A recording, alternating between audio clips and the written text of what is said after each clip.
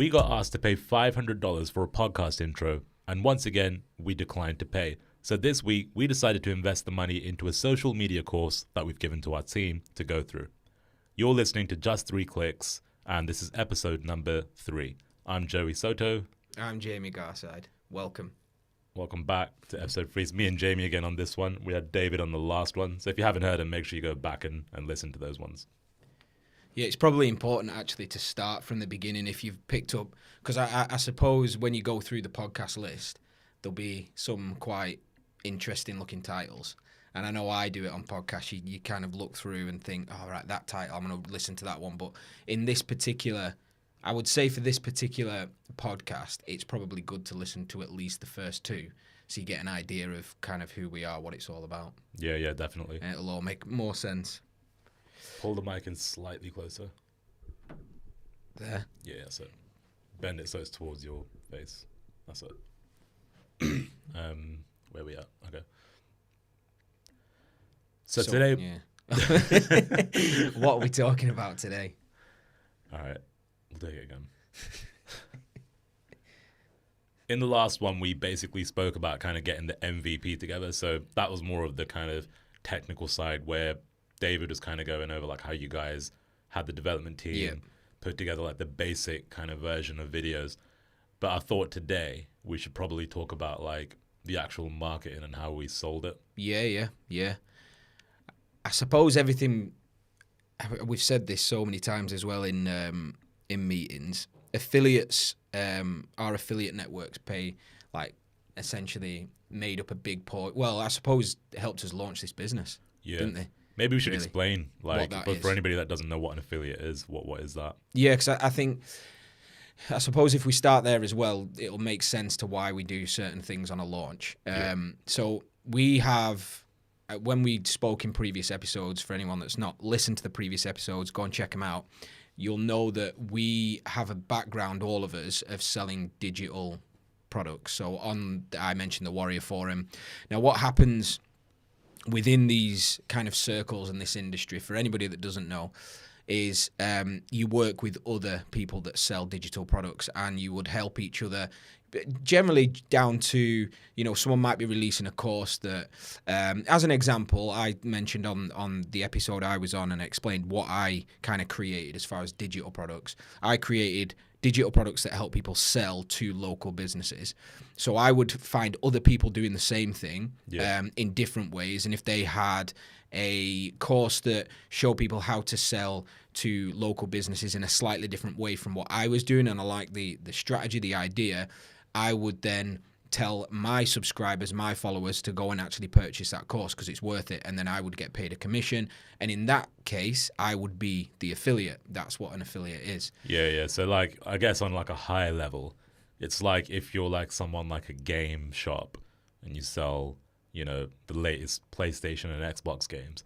If you're essentially, the affiliate is like the game shop and the vendor is like the PlayStation or the Xbox, basically. Yeah. So that's, I guess that's the position of the two things. And then I guess what it was like, we all kind of had our own businesses before this, like you said. Like I had a bunch of affiliates that already were selling my courses because I used to create courses for anybody that hasn't heard the previous. But what we did was I built up a whole selection of people that would continuously sell my courses. And then these guys already had a portion of people as well. So, what was good as well about that is because we were kind of in a similar industry and we kind of crossed paths in some ways, our affiliate networks differed, which helped. Because again, with Mabellio, which I'd started with David and we had that business going on when we kind of got together for Viddyoze. Again, our affiliate network was essentially other marketers, product creators within the local space, i.e. offline. They were all helping teach people how to get out there and build agencies, businesses that sold to local businesses. Whereas that affiliate network we'd built up didn't do anything with you, for example. Your affiliate network was heavily those that were interested in creating video. Yeah, there's a couple of people like Neil Bosley was one of the guys. I think Squeeze Moby guys. Yeah, we worked a bit with them. I didn't have a relationship with those guys, and they were quite quite big at the time. Yeah, I mean they actually. I mean, we'll get onto this more as well when we talk about the launch. But I think they were some of the first within our industry that dropped off a webinar, and that'll really? make no sense to anybody listening right now, but it will make sense as we go through kind of how a launch happens. And I suppose now we've explained kind of what an affiliate is. Yeah, so we can talk about kind of how we then build an event around that. Yeah. So everything basically comes down to creating a release window, you could call it. Like any product that a business goes and launches, it's like there's got to be a release date, like an iPhone or whatever. The way we did it is like, as the product was being built, like that MVP product was being built, the other part of the job was going and making sure that people are actually going to sell this thing when the day comes. Yeah. So the way we do it is first, you set a launch date. So, right, we're going to go September 29th.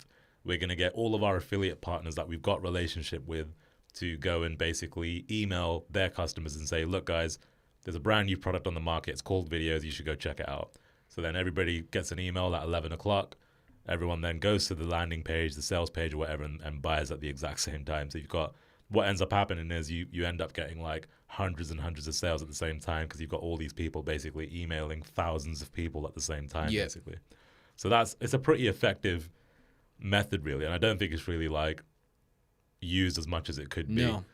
I think it's because our networks were big, but again, even the early ones, you'll probably remember on some of your early ones, there was that much traffic hitting sites, it would take sites down. So these events weren't known publicly. It was more within circles, some newsletters, and membership sites and things like that. But there was that many people basically saying you need to go and buy this product. Way before Viddyoze, when we were just doing some of our own stuff, you would take sales pages down within seconds because there was that much traffic hitting the actual pages. There's pros and cons to it as well. Like obviously, the pros is that we basically don't have to pay for the traffic coming to the site. No. So that was always good. But the downside to it was like, you would only basically, this is the downside to affiliate traffic. It's like, if your affiliates go and email the customers, basically they're going to email their customers for 2 or 3 days. So you get traffic for 2, 3, maybe 4 or 5 days if you get a bit of lingering traffic, people opening their emails a bit later. But then once that traffic dies off, then that's it basically. You don't have any more. It's not evergreen. Traffic. Yeah, there's no longevity to that model. And I think a lot of people that are from our previous market of like the affiliate market struggle with that. Yeah. And I think that's why people sometimes taper off with their products because they don't have ongoing sustainable sales. Traffic and sustainable sales. I mean, we had that problem for ages. Like for years. I think one of the things we fixed that was to find affiliates that were selling pretty well within, because that 4-day event which we do and we have everybody mailing, you tend to see, as you know, from 1,000 affiliates, there'd only be a really small portion of them that actually made the portion of the sales, or the majority of the sales, and the rest would be maybe 1 or 2 sales here and there. So what we found over doing this many times was we were able to spot, right, these particular marketers send a lot of sales, they have quite a lot of influence, let's work with them more closely. And that's where we can do things like we do now, where we set up longer deals and keep the traffic evergreen and consistent. So obviously you need affiliate partners, so i.e. you need people that are actually going to sell it. But then we also got to talk about where do they actually send these people. So that's where all of your marketing collateral basically comes in. So you obviously need like a sales page, so somewhere where you can have a buy button, you can actually sell the product on that page and say, go and buy my thing basically. You need an affiliate network. Yeah, an affiliate network. So the ones that we typically use is like either Viddyoze, that's what we've used in the past, and ClickBank is another one that's really big. Pay Kickstart as well. Yeah, Pay Kickstart's what we use now currently, which is a really good platform. So those are a few where you can go and get stuff. But I think if you're brand new and you're in the money-making, marketing industry, I think Viddyoze is a really nice place to start. It might be worth explaining how these networks kind of work. Why do you need an affiliate network? 'Cause I know we know what it is, but there might be people listening there. So it's like basically the network allows you to manage all the affiliates you get. So if I go to Jamie and say, hey, Jamie, I want you to basically sell my product, Jamie will then have to go and sign up on Viddyoze, where I've essentially created my product on Viddyoze. So I've created my listing, is what you call it. and then Jamie will go and get his affiliate link, which is what he has to go and send to his customers to sell my product. So JVZoo basically facilitates that whole process, makes it all easy and handles all the payments and all of that as well, transactions. So any money that's owed to Jamie, like JVZoo can go and track all that stuff. And then basically when you go and actually make your marketing material, your sales pages and stuff, you just basically put the JVZoo tracking pixels and stuff on the page. So all the traffic that comes to your pages, JVZoo will do the job of making sure that the right people get paid for the traffic and that kind of thing. So it just attributes the sales basically. Yeah. So with all of that, so we've got the affiliate network, you've got your pages, and then the way we did it is, or I suppose that one of the best ways to do it, it's all on scarcity, isn't it? That's essentially what it's all about. It's about building something, an event where it's happening once, it's going to be available this one. I mean, this happens in every industry. I know, for example, I'm a gamer, as you are, and I'm playing Modern Warfare at the minute, and they have... Within everyone knows about in-app game purchases, but I've spotted something that they do, which I really like, and again, it all comes down to this scarcity stuff, makes you spend money, is they have this in-app, these in-app purchases where you can buy, for anybody that plays Modern Warfare, you'll know, but these gun blueprints. And all they are is you basically purchase it. It can be anywhere from $10, $20, and you get this special gun with all this special... imagery on it and all of that, but they do it based off of scarcity, so they'll have all the imagery up for this special gun that, you know, it's going to make you better in the game, but it's only there for an X amount of time, so you've got to take action right now. Almost like Black Friday as well. That's a big one that everybody knows about. Black Friday is like the best example. It is, because what happens is like when you create scarcity, for some reason in our human psychology, the weird creatures we are, we basically wait until the last minute to buy something for some reason. And what we notice by doing this is, you know, typically we will create a 4-day window for our customers and for the affiliates to say, look, you can buy our special deal for Viddyoze for 4 days. Then we'll have good sales on the opening day. The second day kind of like is good but slows down. The third day typically like is not so hot. But then the last day, all of a sudden, you're sometimes doing more than you would do on the first day, because all of a sudden everyone's going back to that email and saying, I've only got an hour left or 2 hours left to basically buy the special deal. So that's why those offers work quite well, I think. Yeah. So we launched on the 29th of September 2015. Yeah. And then it closed on the 2nd. It's probably worth as well maybe talking a bit about the run-up, because it is all about the hype, I suppose, for these types of launches. I know at that time, I mean, it seems like a long time ago. I suppose it's like 4 years now. I mean, there's so much to cover. Like, as far as that launch day window, what sort of stuff did we build up at that time? I know we had the pre-launch stuff, and we shot some videos in London, didn't we? That was the first time we met actually there in person. Yeah, it was quite a weird moment actually. That I probably shouldn't say this really, but what basically happened was like I just got to this. This is a side story, but basically like, we were supposed to shoot like this video. To give you some context, right? When you go and get affiliates and you go and recruit, and you call it affiliate recruitment, you need to go and find people that are going to sell your product. So if you're starting from scratch, you literally might not have a network. Like we already had a network. But if you're brand new, there are ways that you can go and get affiliates, and we'll cover that in another episode, that just on that. But essentially, you have to go through a process of bringing affiliates in.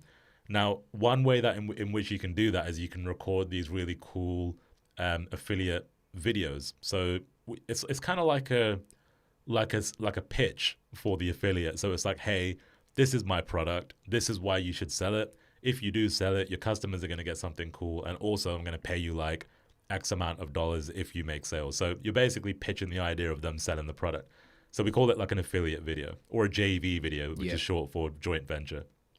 So we were going to shoot our affiliate video in London.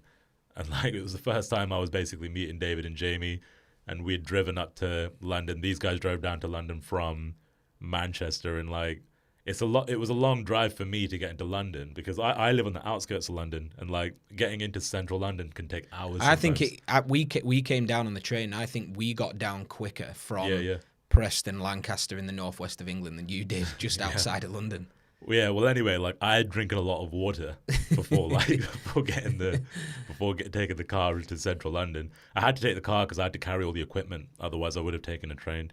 So anyway, we got there. I parked up in the parking lot, and I was basically waiting around. You guys weren't there just yet. And I thought, well, you know what? Like, I really need to I need to go for a piss, basically. Yeah. So like, I had to just like, I was like kind of in the corner, like near my car, just kind of like relieving my pain. And like I could hear the footsteps and the small chatter of David and Jamie walking around the corner whilst I was stood there with my essentially just relieving myself. And then basically I just had to like rush myself and go to sit back in the car to like kind of get myself back in order before we introduced ourselves.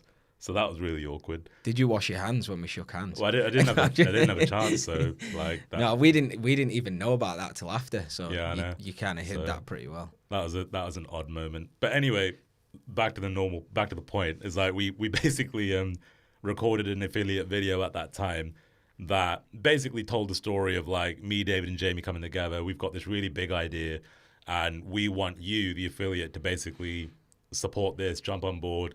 You know, we're all basically we all already were in the industry anyway, so people kind of knew us a little bit, and we had a decent reputation. So then it was like we've put our skills together, and now we're going to go and make this amazing product, and we just basically sold the idea. I suppose. Yeah, do you know what is a really good point as well to bring up on that? So when we shot that video, which is really important, because it's almost, that video essentially is as important as your actual sales video for these types of events, just because of the fact that if you don't have the affiliate drive, unless you're driving traffic through your own pay-per-click or whatever, but if you want to follow a model where you use affiliates and they're going to drive to this event, you need to get as many affiliates on board and as much hype as possible and commitment from them to actually, you know, commit to your event and commit to that product. Yep. When we shot that video, we thought about, and again, you would have thought at the time because you were the guy that was good with all of the video, the camera. We thought about how that video was going to look, and we actually put time and a lot of effort into making it look better than anything else that within our industry at the time actually looked. And to everybody else, it looked, this is incredible, like this is an unbelievable video. We'd not shot anything like this before. But all we did to make that happen was an Airbnb, which looked really cool. And again, this is a good point to anybody creating these types of videos. You know, you see, if you're pitching a video and you want to get on camera, we see within our industry, but so many industries, I mean, you see it all over LinkedIn, of people just stood in front of a whiteboard, or people just stood in front of a green screen, a white background, whatever.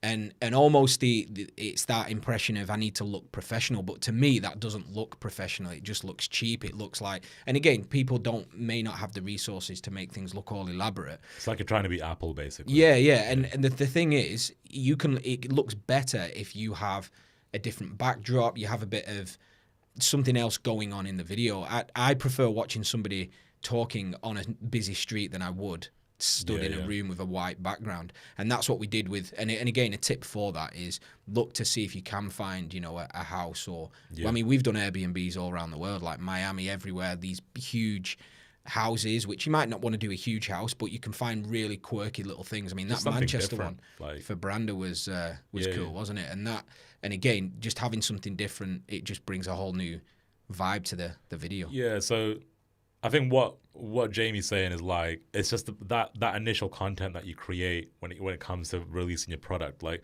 I think a lot of businesses, right, will put so much time into like creating marketing material for their product. So let's say it's a different SaaS company. It's like, right, we're going to do a free trial, which we didn't do. And it's like, we need to make a sales page, a landing page, get copywriters and all of that stuff, which is obviously fine, whatever.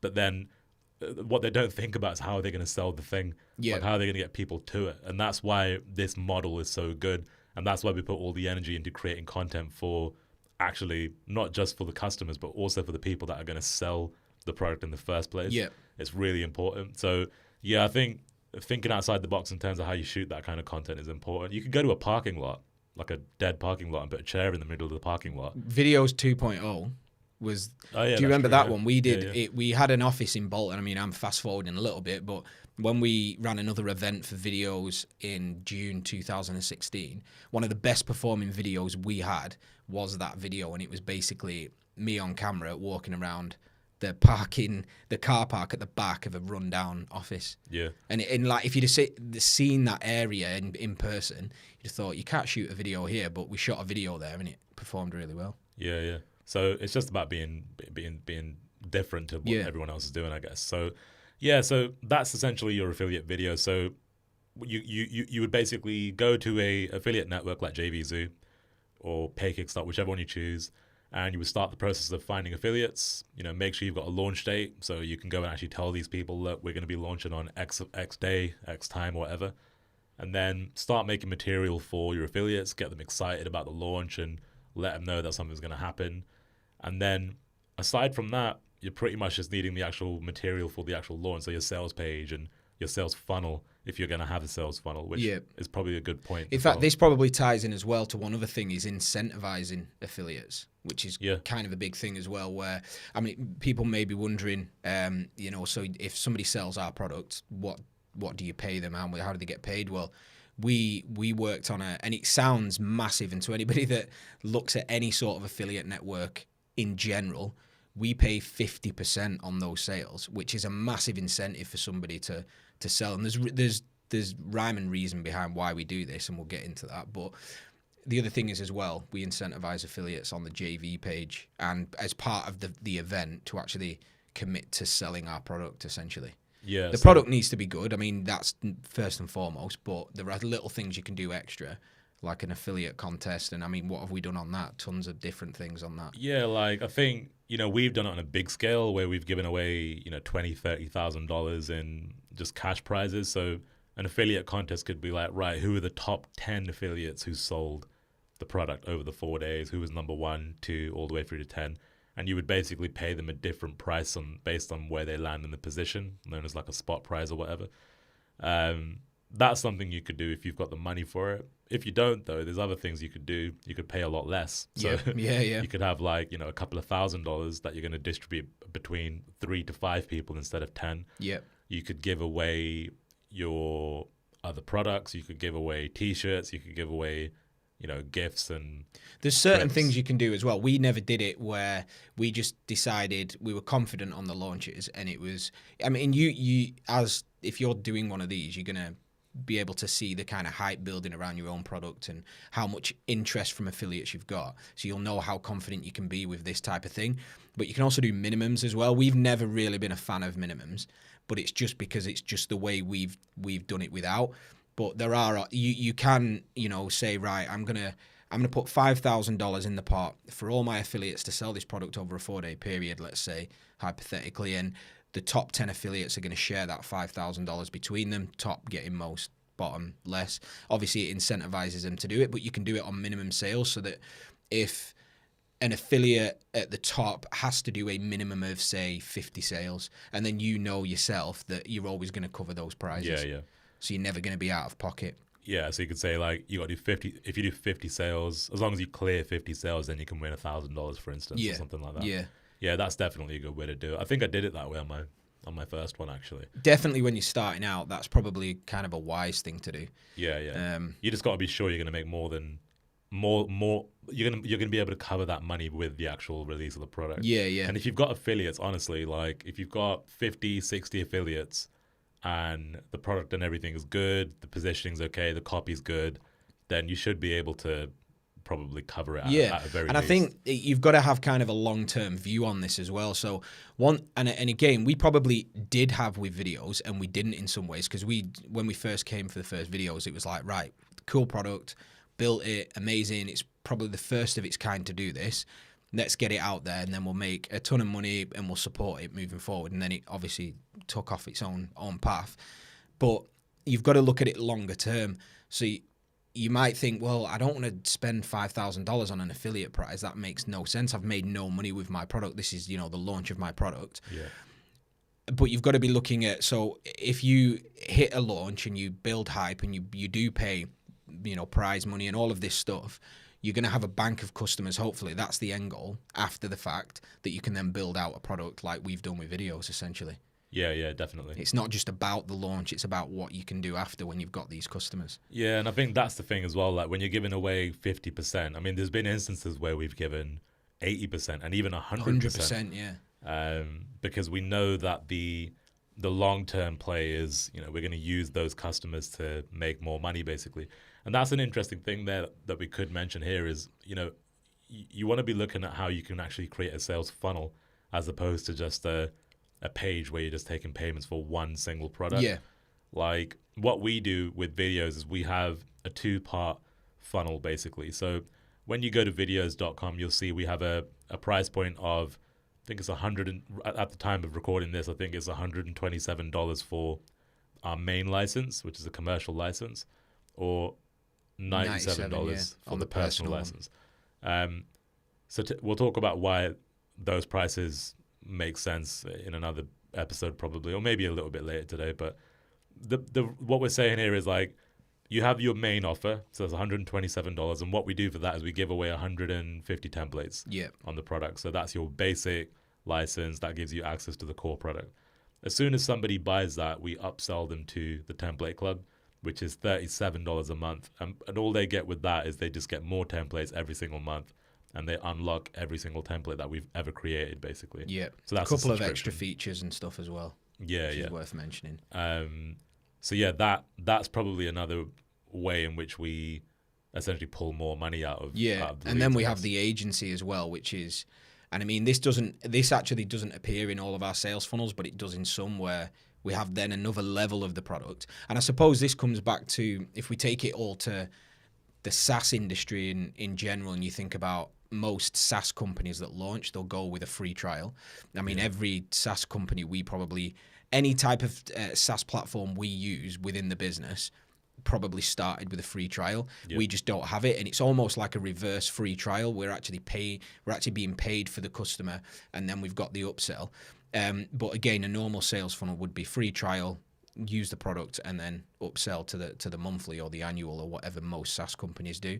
We do the same thing, but we have a paid front end. Yeah, and the reason that we obviously do that is it kind of alludes to what I said earlier about, when you do the affiliate model, they're going to send traffic for about 3 or 4 days. So, you get paid for a couple of days. Yeah.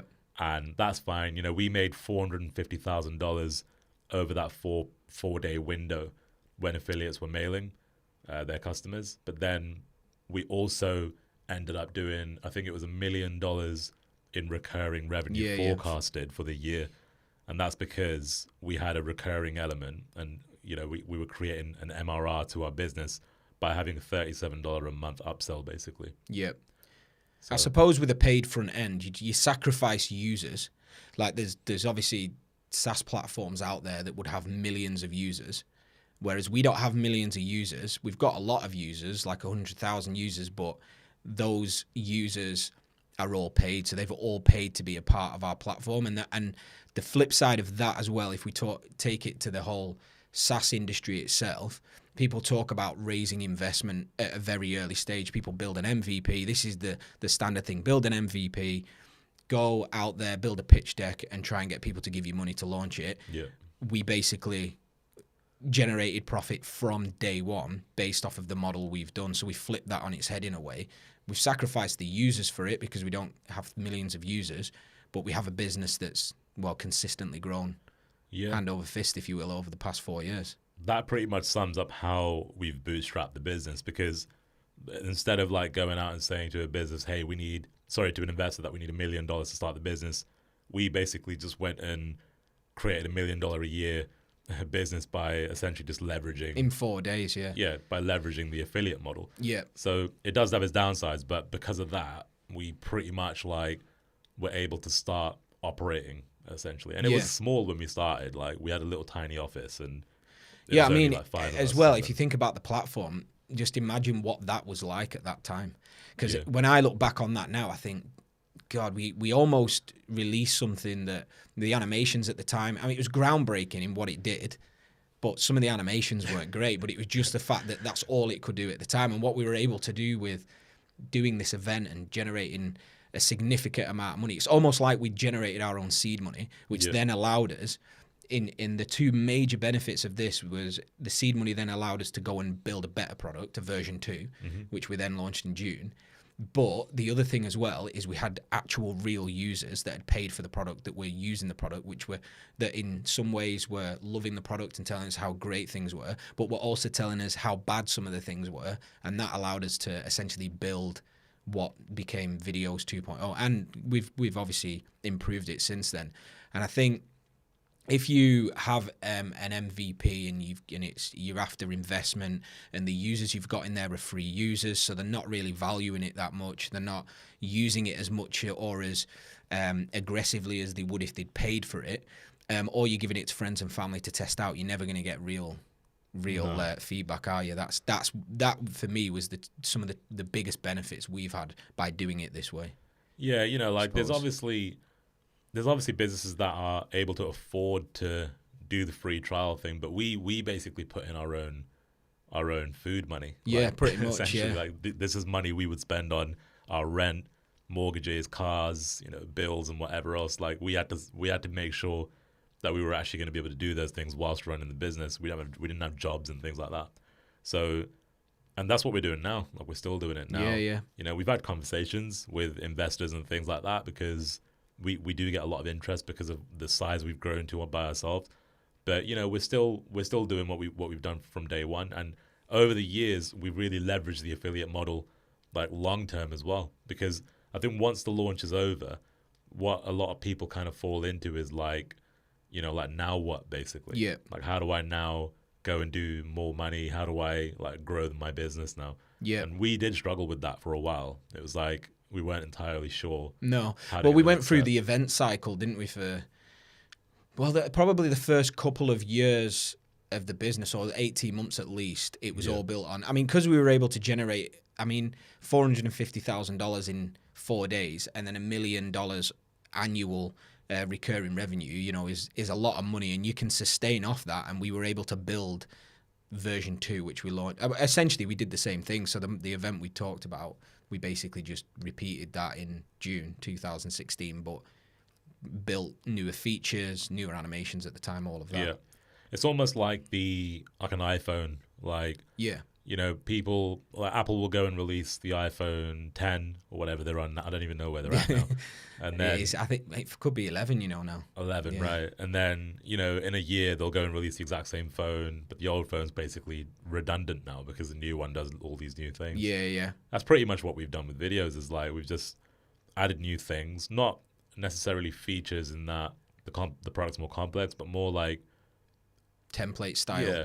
That was what was easier for us to do. Yeah, it's like technology. Like, so one of the times we did it, it was like we allowed people to start creating alpha animations, which are, it's not like a logo animation. It's more, you could actually overlay an animation on top of a video. So it's like a transparent animation, basically. So it's like, it did the same thing. It's just that it did a different type of thing, but the same speed, the same way that it worked before. Yeah.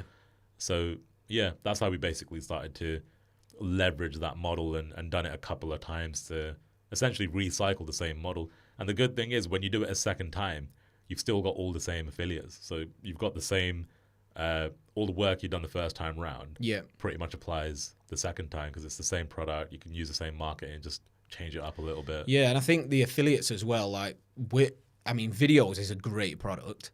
So it isn't just about, the commissions and the affiliate contests. And I know, listening to this, you may think, oh, well, there's a lot of money being put up there. Affiliates are selling it but Viddyoze is a great product. So we knew if we just delivered an even better Viddyoze, those that had already told all of their followers, all of their newsletter subscribers, their membership site users, whatever, that they would promote it again. They would promote it again just because we had so many users they'd already promoted to that were using the product. Yeah. So it just works. I think that model 100% works really, really well. It just can be stressful, especially on the event.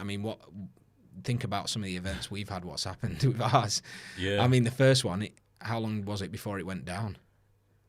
like a the minute, app. Yeah. probably like a minute or something. I don't even know if it was that.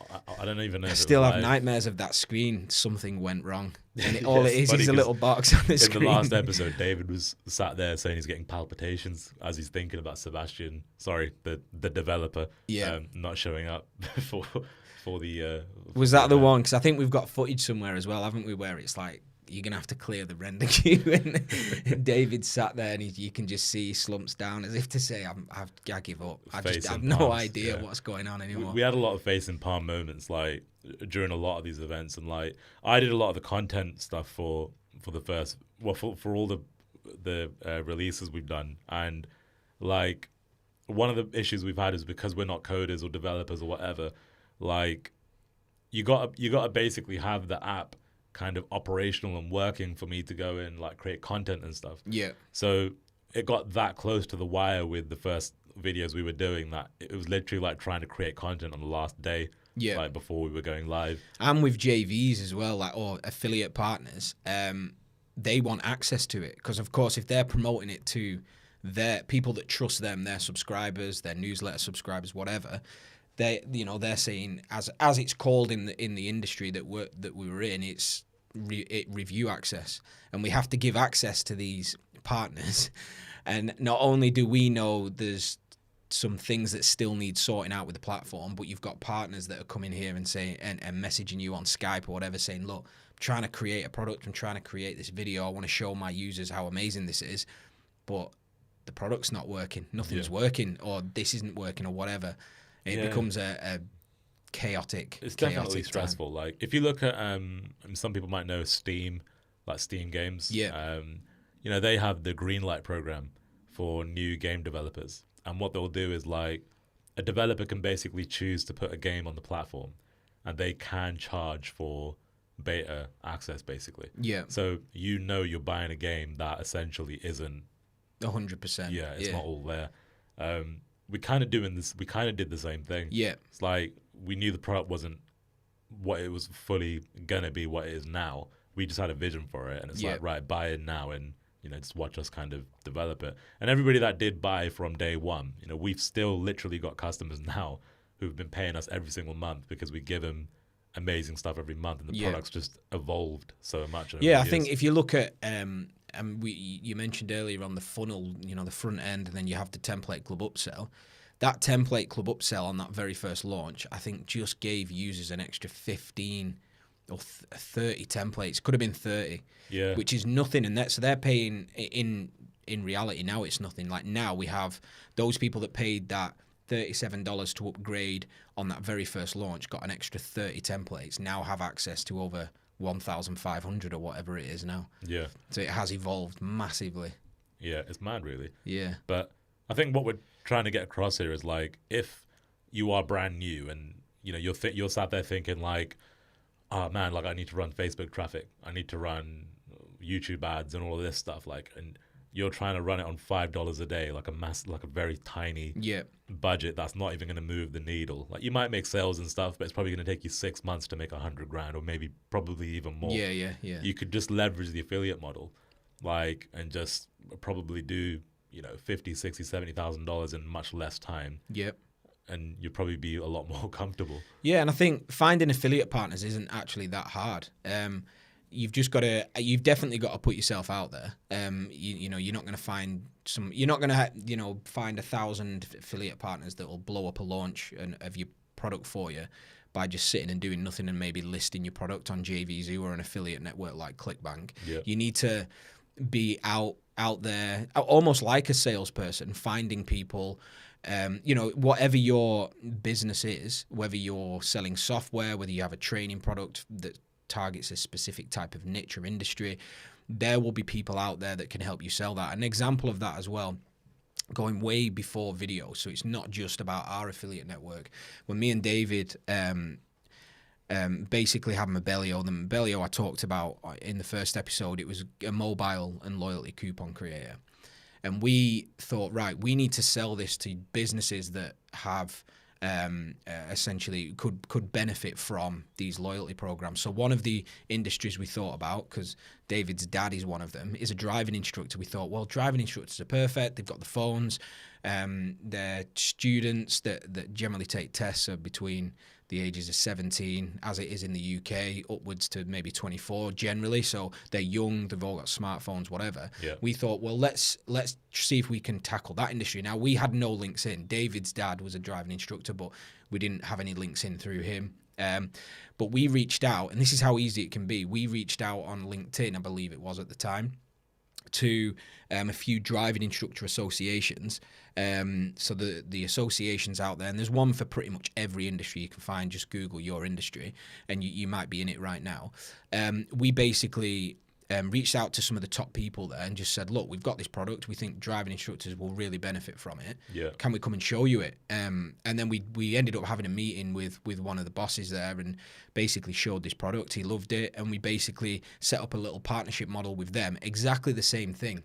Because we'd taken our experience from the affiliate market that we were in with software and digital products and took it into there and said, look, we'll pay you X amount every time a driving instructor signs up via your website or newsletter. And we got that deal done. And that just goes to show it. You might be listening thinking, well, I don't have a software program. I've got a course that teaches people how to become a vet or how to become a better barber or whatever it might be. There are sites, newsletters. I mean, even more so now than ever, you think of YouTube, how many influencers on YouTube have got your audience? Tons and tons. All it takes is a quick email, a quick message, just say, look, this is what I've got, can I show you it? And then come up with a deal that benefits you both. That's basically how easy it can be. It's funny you mentioned the YouTubers, because I think YouTube influencers probably underestimate how much money they could really make if they actually leveraged like what they've got there. Yeah. Like the amount of affiliate pull they would have, the amount of like content they could get out, like they could make so much more money relying on their actual information than the ads. Platform. Yeah, 100%.